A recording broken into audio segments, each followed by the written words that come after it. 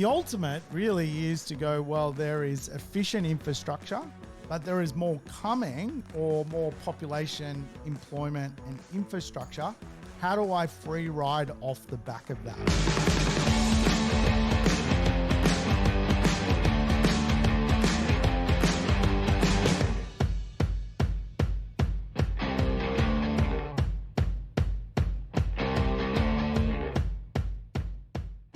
Welcome to the Urban Property Investor. I'm your host, Sam Saggers, here to help you crack the code of real estate wealth. Today's show, a code cracker indeed. We're going to dig into free riding and how that works inside the real estate marketplace. Yes, how do you take a free ride around the real estate monopoly board? There is a way, and today we're going to dig into the way it actually works. It's quite a science, and I want to share it with you guys. Hey, welcome back to the show. If it's your first time tuning in, welcome aboard to the Urban Property Investor. We do have some rules. Play the program in double speed. And of course, all the episodes I've done are actually lessons on real estate. So if you like the idea of learning about real estate, feel free to float about, go back in time, listen to some past episodes. You may learn something, just a thing or two about real estate. A big part of my job these days is simply sharing information. And this podcast is one outlet for me to share the gospel of real estate. Hey, things are good in my world. I hope they're good in your world. We're going to talk dogs once again. Yes. Now, we think we have a Guinness Book of Record dog inside of my family. Yes, by marriage. I am married to a Gopnik little woman from Moldova. Moldova is a strange little country in the middle of Europe that nobody really knows about. Now, inside of Moldova, my wife's parents live, and they have a dog who is bloody old and sadly about to pass away. Now, this may sound like a sad thing to talk about, but it's an amazing thing to talk about because this dog was born when the Soviet Union existed. We think the dog could be the oldest dog to have ever lived. And I had to Google how old was the oldest dog to ever live, and it was live to the ripe old age of 30. Now, we're trying to work out whether this German Shepherd is actually the oldest dog in the world. It could be, because the way I've seen photos of this dog as a puppy, and the photographs were taken when there was no color film. It was black and white, and my wife is like fairly small and young herself. So we think we have a Guinness Book of Record dog inside of our world. And so we're going to see if we can win the Guinness Book of Records for the oldest dog. We're going to try and work out how we can prove it is. It's very interesting. The dog, if you like, is could be a student of Wim Hof. I mean, it apparently has been taking snow baths for its whole life. So there you go. Maybe Wim Hof has it, that we need to immerse ourselves in cold water, learn to breathe and jump out, and we'll live forever. Amazing. The oldest dog in the world could be related to me by marriage. That has me pumped. And today we're going to dig into free riding. Yes, the conversation of taking the free ride around the Monopoly board. Now, of course, if you have played Monopoly, there is a card that you can get from Community Chest or Chance. Take a ride, a free ride around the Monopoly board. If you pass go, collect $200. And of course, there is also in the corner of the Monopoly board, the free parking or free riding section of the board. So it is an economic concept, and whoever invented Monopoly, geez, they knew their stuff because they did not leave anything out. Free riding is is a big conversation in economics, and I today want to deliver that information to you so you can make some informed decisions on how to invest. Now, if you listen to the last podcast I did, it will make more sense as I talk about free riding. So if you haven't listened to that episode, you probably should go back one episode and listen to the idea around pie economics and trends, momentum trends. There is a difference. Pie, of course, is population, infrastructure, and employment, and momentum trends, things that come and go from real estate marketplaces, are things like demographic shifts, yield opportunities, and also supply and demand. Sometimes we're undersupplied, sometimes we're oversupplied. It's a trend. It's not a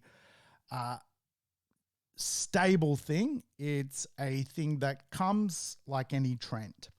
So it's probably important you listen to that episode. And of course, if you are tuning in and have listened to that episode, then today is a little bit of a follow-up conversation from that episode. As I was doing that episode and as I finished, I kind of dawned on me that I should really teach people about the concept of free riding.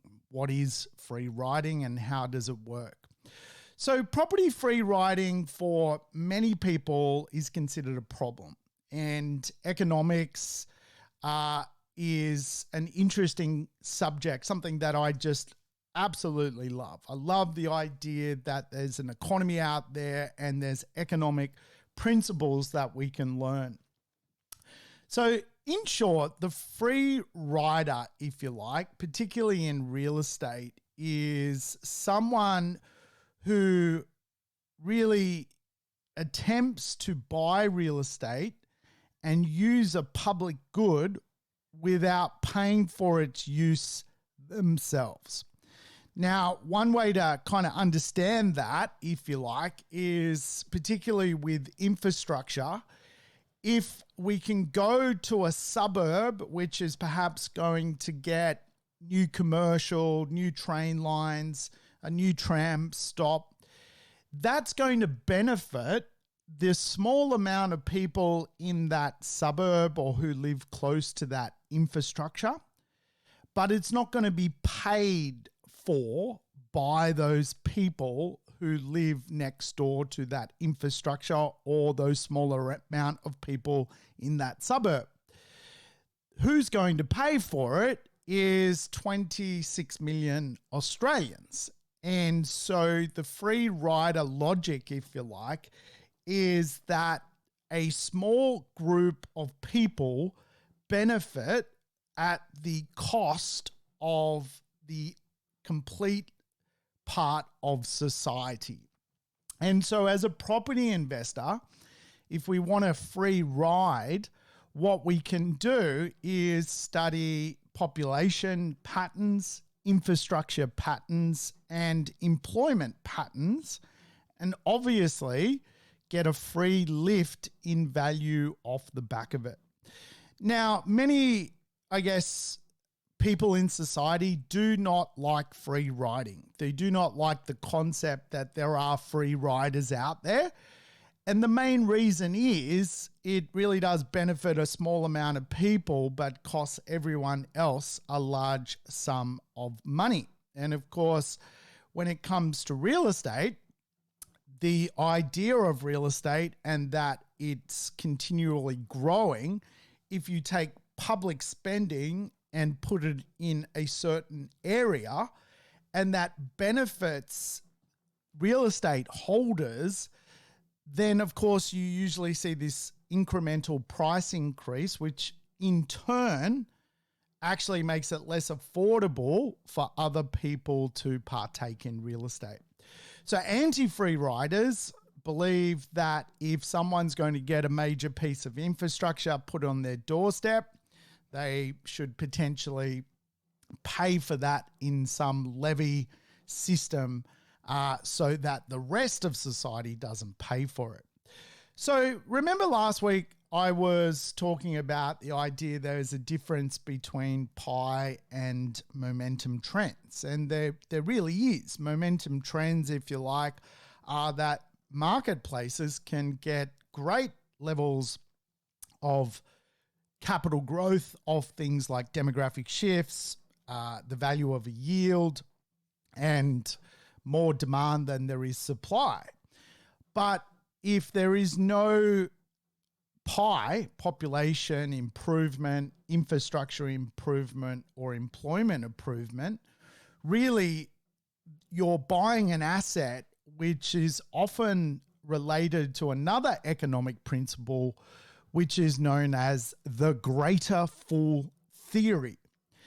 The greater fool theory is an economic principle that an investor buys what is seemingly an overvalued asset, and really the only way out of that asset is selling it to, inverted commas, a greater fool who is willing to pay an even higher price for it despite the lack of value in the asset or intrinsic value in the asset or any free riding value in the asset. In other words, it assumes that there will always be someone willing to pay a higher price for an asset, even though it fundamentally lacks fundamentals.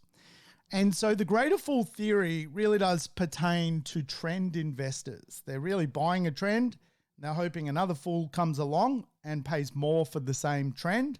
But of course, as we know, trends tend to end. And of course, then we start to see a much greater reversal of fortune.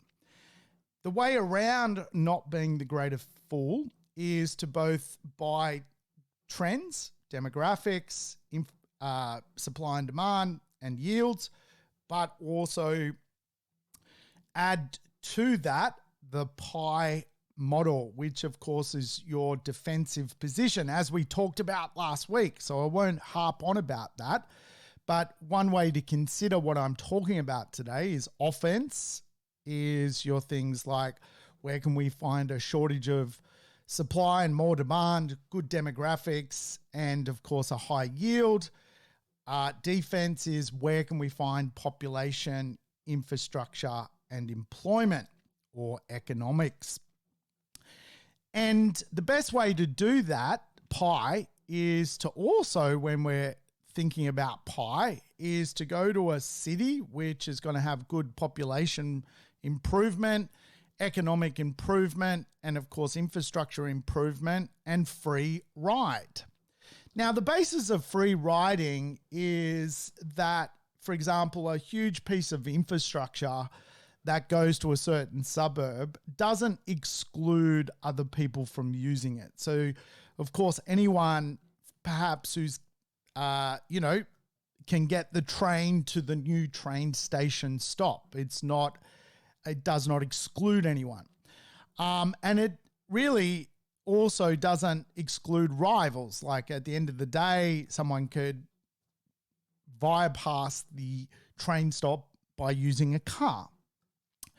But this is kind of how, I guess, the public purse justifies why someone should get a better piece of infrastructure, that it's non-excludable and it really, people have choice.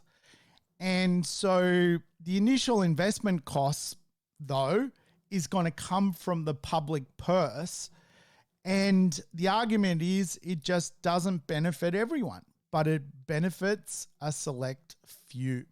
Now, this is a critical piece of economic logic, because if we can take that economic principle that free riding is going to benefit those people that play the game and it's going to be paid for by 26 million Australians, that's a pretty awesome piece of information. Now, I teach the Forex growth plan, and I try and break down the Forex growth plan, which has many little subsections to it, in an easy context. The easiest way to understand it is there's 4 ways you can create capital growth. You can buy well and really add your own value. You can buy a good location and let the location do the work for you. You can buy a good marketplace and, of course, let the marketplace do a work for you. And, of course, you can add value to real estate by buying a behavior, a view, a property which has great orientation, something which is very walkable, a walkable suburb, which improves the value. So in economics, we can break down the 4X growth plan into two sections of growth. One is what is known as earned growth, and one is known as unearned growth, an earned incremental way to make money and an unearned incremental way to make money.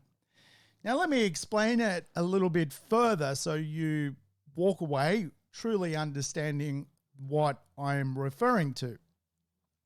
If we broke down the 4X growth plan, we've actually got 2 sections of the 4X growth plan: buying well and growth predictors or behaviors, which is known as earned growth.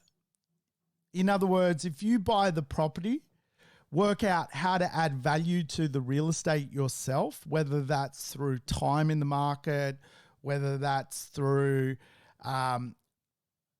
redesigning, a bedroom, whether that's through small scale development, building for profit, buying pre-construction, whatever it is, that is you earning the growth. Again, with choosing a real estate with a very good behavior behind it, a predictor sometimes we call it, or an emotional attachment to the real estate, that is you choosing an asset and you earning the growth. It's earned by you. And of course, if you were to buy a property, and I just use some simple examples, there are many, many versions of good behaviors to real estate, but a simple example is a property with a beautiful view line. You are going to basically earn growth by choosing that asset. That is something that is in your control. Then we have unearned growth or unearned incremental growth. In other words, a benefit that really you have done nothing to actually do to receive the benefit of. And in my 4X growth plan, really there are 2 ways to get a benefit that you have done nothing to receive or to earn that benefit. The first one is location growth. In other words, communities growing the betterment of a neighborhood which you're not participating in as an investor. You're not even living in the community and creating no benefit to that community other than you are borrowing the benefit. And in that respect, you are receiving unearned growth. You're not putting your sweat and tears into the community. So location growth is unearned growth. And of course, market growth, which is the overall property market in the city you choose to buy in, again, is growth which has nothing to do with you. Pie economics has very little, nothing to do with the property investor. They, of course, choose to follow it or they don't. If they do choose to follow pie economics and choose free riding, then of course they are getting an unearned benefit from that situation. If a new commercial precinct with lots of jobs comes to a suburb, that has nothing to do with you as a property investor choosing to invest there. That is just something which is going to bring value, and it is an unearned growth model. Now, the reason I teach the 4X growth plan is the best way to create capital growth is to put both earned growth and unearned growth basically side by side.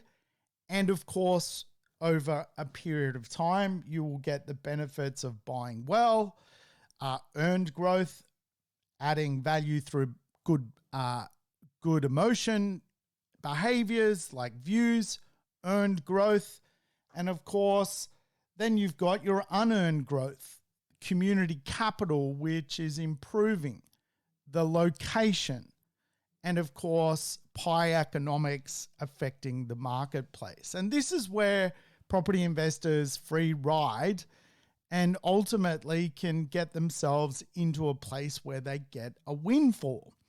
Now, there are other free riding methodologies to create a windfall in real estate. And of course, the most famous, I guess, and dollar productive is rezonings. If a suburb gets rezoned and all of a sudden you can create a higher and better use out of that suburb, then there usually is a bit of a windfall. Even certain state governments now have windfall taxes if they, for example, go and rezone a cow paddock into a, housing area. Then the farmer who has done nothing to actually get the windfall is now actually paying a certain level of gain tax for that windfall that they did nothing to actually earn. So free riding, if it's a huge windfall, is actually now governments are stepping in and going, well, what did you do to actually win that activity? Nothing. However, at a buy and hold level, which is a lot smaller playbook than, for example, buying, thousands and thousands of acres of land, a small windfall approach of an unearned growth process is really to follow, for example, major infrastructure projects around cities or jobs around cities or population around cities. And of course, the gain that you can create really has nothing to do with the productive efforts of you, the investor. It really is because of the battle plan, if you like, of government. Now, here in Australia, of course, the Australian government has a mandate, by mid-century, they want closer to 40 million people. So it could be anywhere from sort of 36 to 40 million people, depending on what the Australian economy needs any given year. But really, the fact that, over the next few years, Brisbane, Sydney, Melbourne, Perth, Adelaide are going to be the beneficiaries of 10, 15 million people coming to Australia to call Australia home and live. That's not a property investor earning anything other than knowing that knowledge and free riding off the back of it. And again, if you don't use that knowledge and go, well, where are those 10 million people going to live? Well, let's face it, they're going to live for the most part in Sydney, Melbourne, Brisbane, and so forth. Then you've got to make a decision. Is that the free riding ticket you want to be part of? And of course, when it comes to free riding as well, you can often look at economies and go, well, they are actually not going to get the free riding effect. The government's not going to spend money in that area. If they're going to spend money, they're going to upgrade the local swimming pool so kids can learn to swim. That's about it. We are not talking huge population jobs. We're not talking massive infrastructure projects. And of course, really free riding, if you like, also has a bit of a history. Now, if you look at Sydney, for example, it's got a much better underground train network than Perth. If you look at Melbourne, it's got something like 300 square kilometres of tram network. That's pretty hard to beat, right? Because for a city, I don't know, like, Cairns, can they actually ever afford to put 300 square kilometres or even 100 square kilometres or even 50 square kilometres of tram network in that city? Will they actually not get a free riding effect off the back of a lack of investment, disinvestment? And if we look at where the most expensive real estate is, it is in free riding cities. And really, if we understand how cities were formed, cities which failed to contribute early to the city's infrastructure and really didn't approach city building from an economic feasibility point of view actually suffer later with the inability to re-infrastructure. And of course, again, like even in Sydney's the size of Melbourne.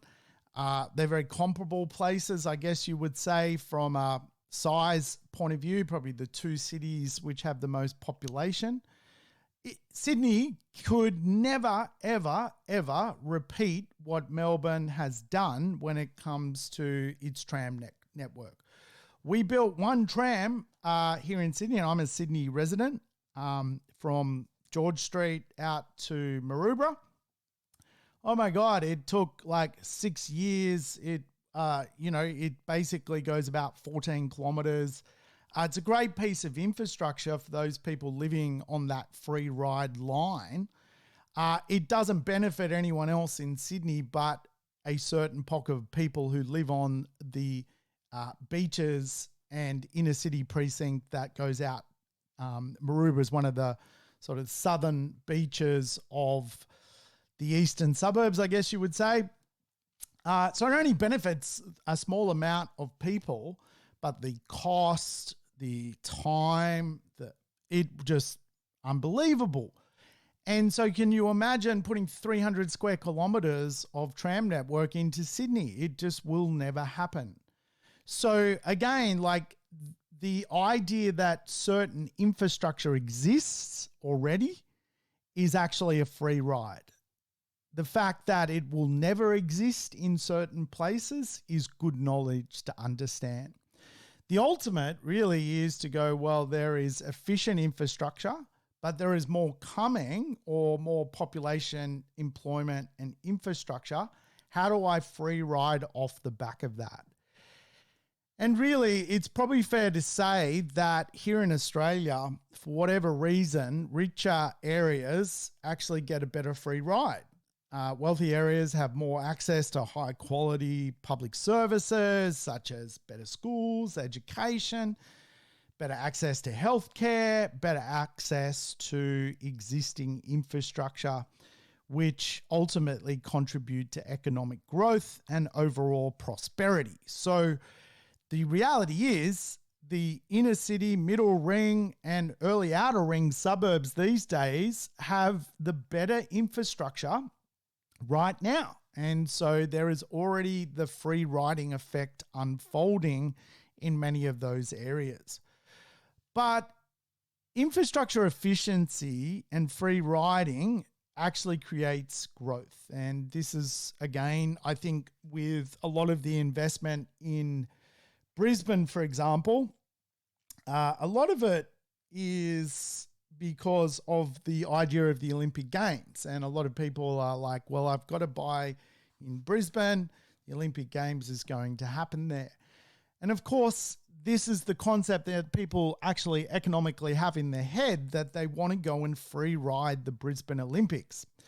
Now, from 2015, I have been tracking this kind of bid for the 2000 Olympics. And again, early stage investment for a lot of my investors was around where the Olympics is going to really be held. And of course, now that the Olympics finally got announced and it was won, well, of course, the free riding capital growth off the back of those early stage investors' decision to buy in those inner city suburbs has resulted in massive dividends. Today, again, like the idea of free riding is something that property investors actually love.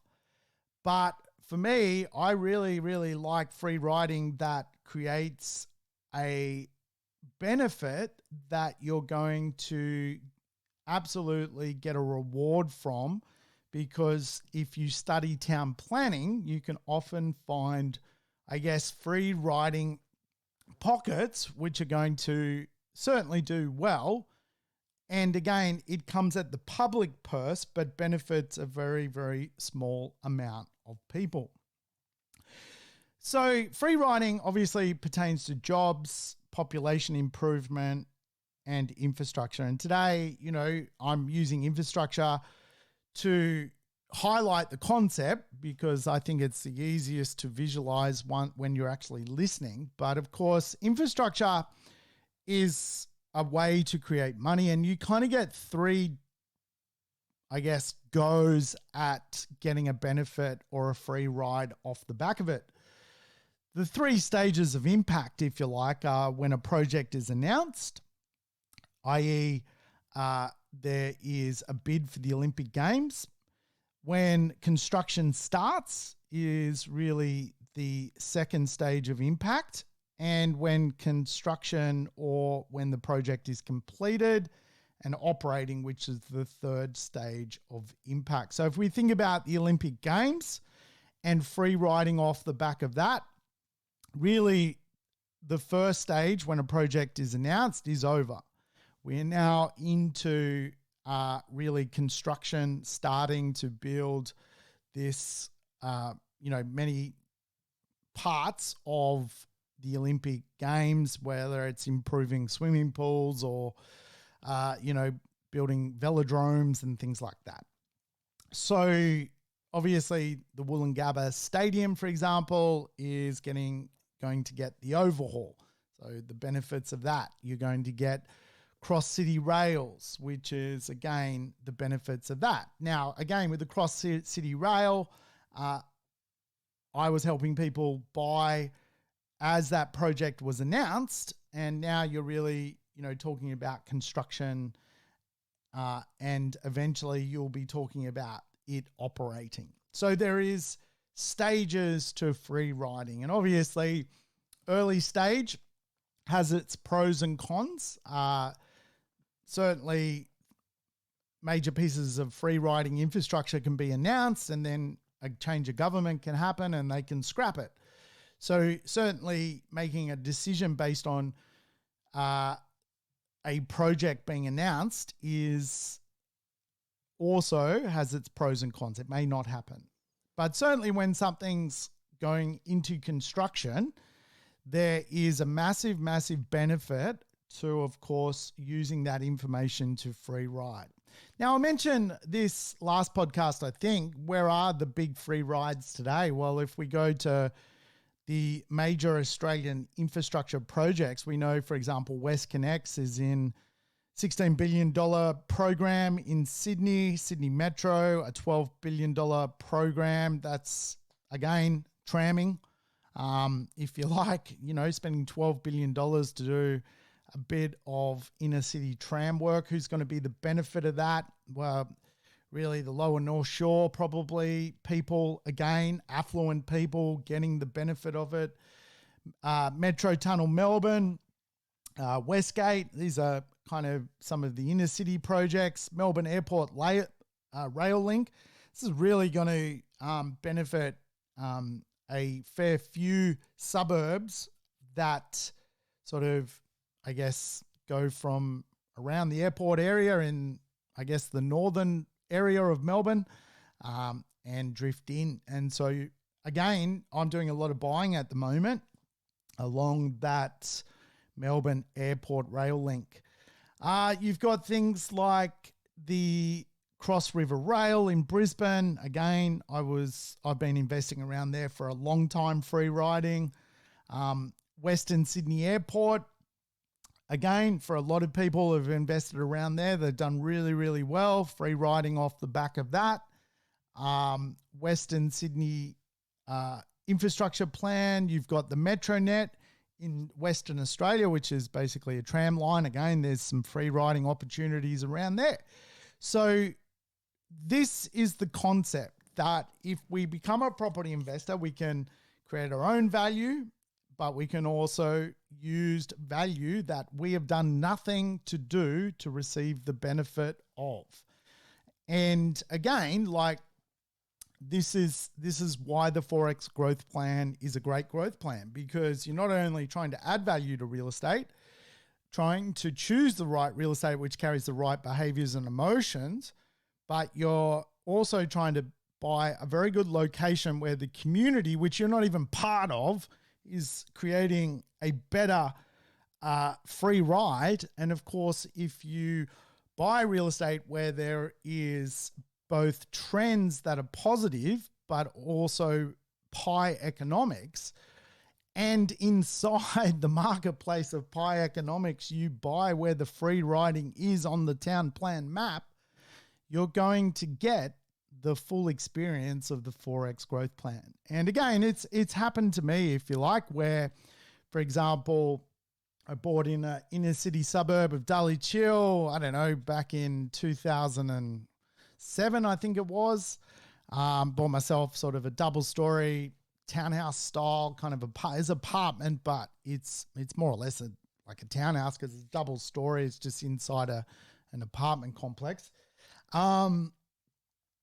Yeah, man, like I got a deal. How did I get a deal on that Forex growth plan? Let's go through it. I basically picked it up as a bit of a bargain because in 2007, it was a bit like the market is today. There was, a few bargains out there to be had, and a little bit of opportunity. And so I nabbed an opportunity, and at the time I got myself around a $60,000 discount, which doesn't sound like much, but it was a great start to the investment. So I ticked the box with deal growth from, I guess, behavior point of view, which I could control by choosing the real estate. One street across is a beautiful little park. And so I had very good space to my my property's value, even though I had no land content. And really the behavior of that neighbor, of that parkland, added a lot of value to the real estate. I chose to buy there knowing that it had green space next door. And so I earned the growth off that green space. The location actually was an inner city suburb of Dulwich Hill, and it was getting also the light rail and so the tram. So a couple of years later, the tram came to the suburb, and of course the tram, which was free riding, was I was the benefit of, but I did nothing to earn. I didn't do a thing. I didn't help out building the tram. I didn't pay for the tram myself. I just paid my taxes. And really the tram's a success story to Dulwich Hill, but again, like 26 million taxpayers paid for that. And really the beneficiary is really properties which are kind of walkable to about the 7 tram stops. That's about it. And again, the value that added to the real estate by virtue of location was just phenomenal free riding. And of course, Sydney's got a great free riding history where a lot of people love to move to Sydney because of just how beautiful it is as a place and how many jobs are here. And of course, it's an attraction magnet for the ambitious. So generally, ambitious people want to earn more, and you get this kind of flow-on effect of free riding off jobs, population growth, and infrastructure. I mean, back in 2007, Sydney's population was closer to 4 million. Now it's 5 million. What have I done to contribute to that? Basically nothing. And I've got the free riding benefit of more people fighting over more space inside of the city itself. Free riding. So one way to examine free riding, if you like, of course, is the concept that there is a crane index, the idea that cranes are monitored. Where are infrastructure programs going inside of Australian economics? And of course, for example, if we looked at Hobart, the current crane count, this is about 3 months old, is 2. Darwin, 2. Adelaide, 17. 17 cranes in Adelaide, 12 in Newcastle. If we go to Sydney, though, there's 380 cranes. So you can see a lot of, obviously, free riding happening inside of Sydney. Obviously, a bigger populace than, for example, Newcastle. But we can probably work out that even from that example, where there's 600,000 people living in sort of greater Newcastle and there's 12 cranes, and there's 5 million people living in Sydney and there's 380 cranes, the maths actually free rides better for Sydney than it technically does Newcastle. Newcastle kind of interlinked feeder economy. I own investments in Newcastle, great place. But again, at the moment, seemingly, there's a lot of free riding going on in Sydney.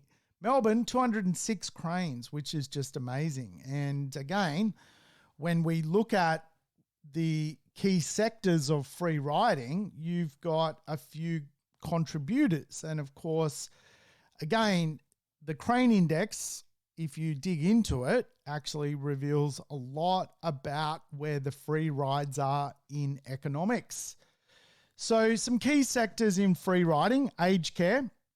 Obviously, if there's the ability for people to stay in a city and live their entire life, there is a societal benefit to that. From a crane index point of view, you can do civic. So, for example, public realm concepts. You can do civil, commercial, data, education, health, hotel, mixed use, recreation, residential, and retail. And often when we examine a city, we can examine, well, what is actually going on from a crane point of view and where are the free riding opportunities? So if we examine Melbourne, for example, there's some work going into aged care. There is some work going into the public realm, civil. There is some work going into civic, community benefits. This is great. These are all the signals we're looking for. Commercial, 22 cranes out of the 200 odd cranes in Melbourne are building job centres, commercial precincts. Data centres, 1, education, 7. We can see from a health point of view, 14 cranes involved in upgrading hospitals. Great free riding concept. Hotels, 5. Mixed use, which is the idea that you're getting all sorts of things in one spot. You might have supermarkets, a bit of office, even a bit of retail, all in one spot, maybe some resi, 23 cranes. Recreation, 1. And if we go into residential, there are 96 cranes in Melbourne, which of course is not a huge amount because Melbourne is a massive, massive populace of 5 million odd people having babies and growing and so forth. And of course, we know that there is only 96 cranes of residential at the moment in Melbourne. Actually, there are more cranes providing free riding than there are cranes providing residential accommodation. Residential can also create a free ride. In other words, there is people paying more for opportunities in a marketplace.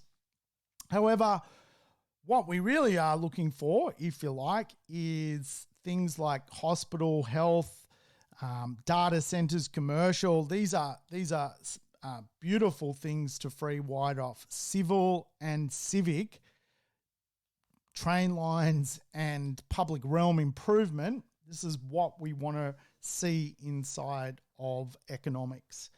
Now, again, if we looked at, for example, the Gold Coast, if we actually looked at the train index in the Gold Coast, we've got a lot of cranes, something like 52 cranes in the Gold Coast, which is an interesting count at the moment.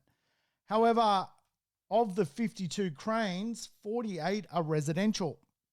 So there really is not much free riding being put into other sectors.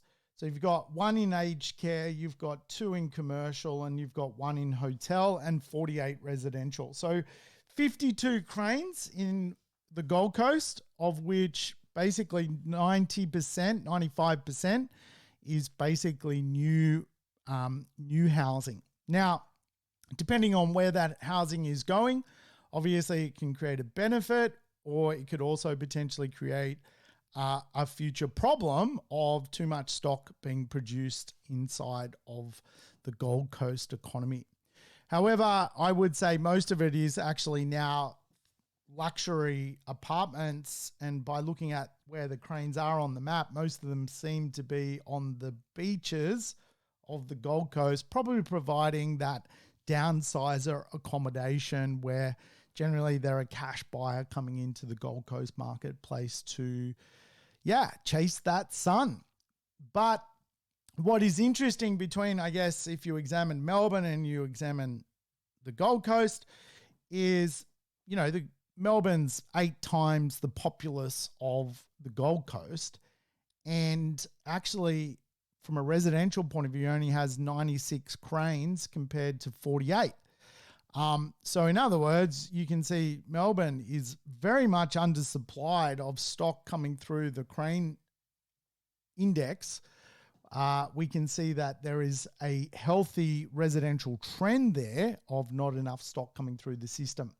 But if we take out supply, which is a trend mechanism, we can then just look at the other things, which are basically free riding. Again, hospitals, free ride, retail, free ride, healthcare, free ride, education, free ride, civil, free ride, commercial, free ride.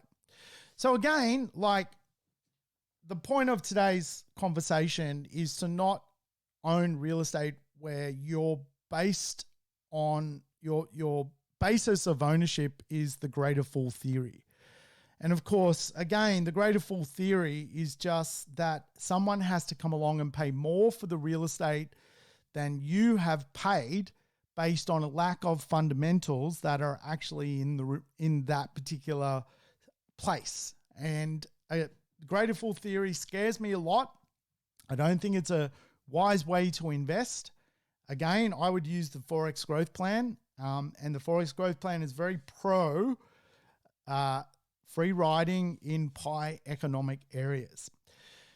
So when you think about, free riding, like let's just break it down. Perhaps we follow, for example, Melbourne's suburban rail loop, which I'm doing at the moment. You basically look for suburbs where there's going to be an impact point off the back of infrastructure. More improved infrastructure is actually a productivity measure of innovation of a economy. And of course, if you examine the benefit of, for example, a new train station coming to a suburb, obviously you're going to get improved transportation. And of course, This is going to attract new money to the suburb and, of course, even new businesses to the area, increasing the demand for housing and commercial real estate. And again, this is what we call unearned growth. You've done nothing to facilitate any of that, but you're the beneficiary of it. Obviously, you'll get things like increased foot traffic, increased sales, increased activity at a local suburb perspective because you've got the ability to house more people off the back of a train. And again, like this is how a location improves. If you've got better businesses, better revenue, better local shops, people are attracted to that. Again, this is the ability for a free ride inside a suburb. And of course, you're going to receive off the back of that higher property values. It will happen. And again, it's just the way it ultimately works. And of course, infrastructure is just a magnet, I guess, for activity of free riding growth. And so if we went through PIE, population, infrastructure, and employment or jobs, I think we all get the jobs thing. Like if we can buy within 20 minutes to a job center, we're going to do very, very well. I think we all get the infrastructure thing. If we buy where there's efficient existing infrastructure and or future good infrastructure, we're going to certainly be the beneficiary of that. And of course, population, I think we all get that people are going to move to Australia, and the beneficiaries of that are typically our large university-based cities where there's a massive catchment for people, and they are Sydney, Melbourne, Brisbane, and so forth. And of course, when I look at free riding off population movement, and if I was to break it down to a few categories, you've got basically people moving from dwelling to dwelling. You've got urban to suburban, which again, all that is people moving from the inner city to the middle suburbs. You've got suburban to urban, people doing the reverse. You've got interstate, where people move from one state to another state. You've got interregional, whereby someone might move from Newcastle to Sydney or Sydney to Newcastle. You've got international, people moving from Berlin to take up a scientific job in Melbourne. Do people really move from Frankfurt to Orange? I don't think they do. They move from Berlin to Melbourne, from Frankfurt to Melbourne, from London to Sydney. These are the major population routes. And of course, the trend through COVID was really urban to sub-regional, urban to even rural. And really that trend was something that drove certainly smaller regional communities. But for me, free riding, probably I see more benefit on out of the big seven, which is urban to suburban, suburban to urban, rural to urban, urban to rural, interstate, interregional, and international. Really, I see the big benefits of basically 5 out of those 7. I probably put a ruler from really urban to rural. I think it's a little bit trendy for me. As opposed to, I know there's going to be international migrants coming to Sydney, Melbourne, Brisbane. I know that people grow up in Newcastle and have a dream to try out Sydney. I know that certainly people have major big houses in suburbia and love moving into the inner city for a bit of fun. I know that inner city people grow up and want to move out to suburbia. I know that. That's irrefutable.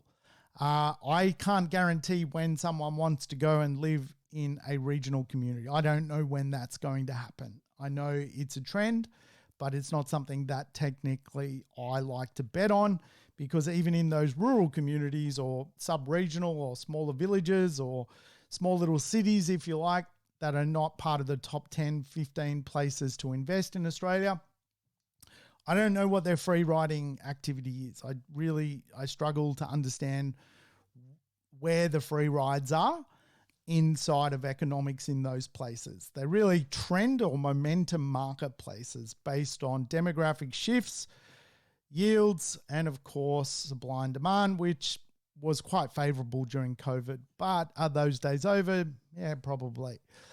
So if you were, for example, using my 5 cities plan and you were trying to link it to free riding of population, you could build a great portfolio. You could, for example, have Sydney urban, Melbourne suburban, Brisbane suburban, Newcastle urban, and Adelaide suburban. Like, that is really how you could shape a property portfolio, for example, that you've got these properties in these cities which are going to benefit from population, infrastructure, and employment.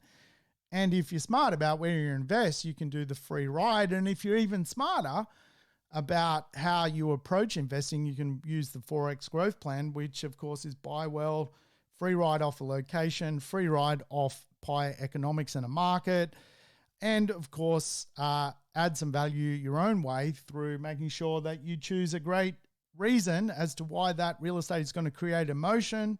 We call that behavioral growth.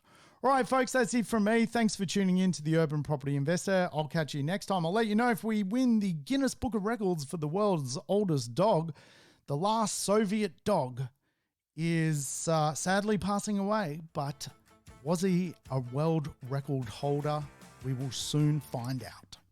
Thanks for tuning in to the Urban Property Investor. To never miss an episode, make sure you subscribe to the podcast on your favorite app or on YouTube. I would love it if you could give the show a rating and share it with your friends and family. In between episodes, you can always keep in touch with me by connecting on social media over Facebook, Instagram, or LinkedIn. Until we meet again on the next episode of the Urban Property Investor, take care and bye for now.